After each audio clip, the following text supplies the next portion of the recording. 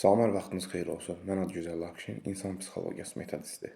Bugünkü mövzumuz ondan ibarət olacaq ki, bəzi dırnaq arası kişilər var ki, belələrinin mama uşağı deyilir. Adətən ailə içində ailə olmaz deyirlər.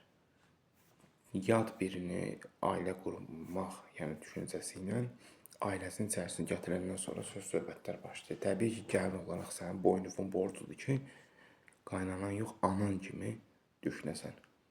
Amma bəzən elə olur ki, oğul heç evdəkilərlə yola getmir, qız nətər yola getsin?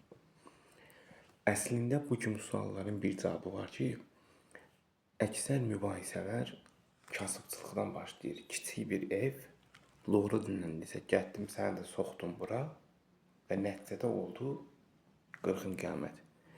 Və sonra da boşanıb gedəndə ya da atıb bunu başqasıyla qaçanda sən nakişi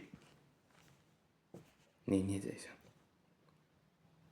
Biabırçılıq el içində rüsvay. Və sonra da xəyanətlər başlayır. Adətən bəzi dırnaqarası qadınlar var ki, yəni qadın adda ləkə deyək onlara. Sən bunun şəraitini görüb başqası ilə əgər gizli münasibət yaşayırsan, deməli sən şərəfsizsən. Və sən şərəfsizliyini də heç bir zaman boynundan atıb etmədiyini dananmərsən. Çünki sən bunun şəraitini bəri başdan gördün ki, varlıdır, kasıbdır, imkanı da olsa imkansızdır. Hər iki tərəfdə günahlar olur və nəticədə kasıb insanların ən azından orta təbəqədən biraz aşağı nəzərdə tutulur, ailə qurmaq ehtimalı çox zəif olur.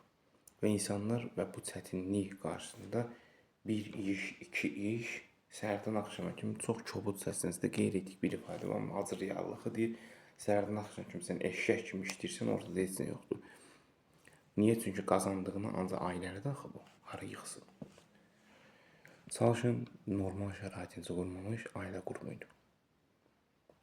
Onsuz xoşbəxtçilik indiki dövrdə nə qədər pul deyilsə də 50-60% puldur. Bu real statistikadır, bu qədər.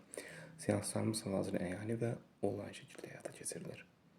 Qoşulmaq istəyənlər şəxsi mesaj yerinə yaxud şərh bölməsinə müraciət edə bilərlər. Çalışın bu kimi məsələlərdə, xüsusən ailə qurmaq, ayrılıq, boşanma məsələlərdə diqqətli olun.